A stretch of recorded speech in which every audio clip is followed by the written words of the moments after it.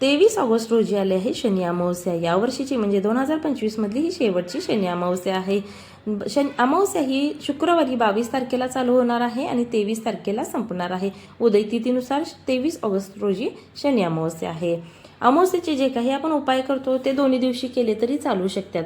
मात्र हा जो काही आपण आजचा उपाय बघणार आहे तो तुम्ही 22 तारखेला संध्याकाळी करायचा आहे। पितरांच्या स्मरणार्थ आपण हा उपाय करणार आहे।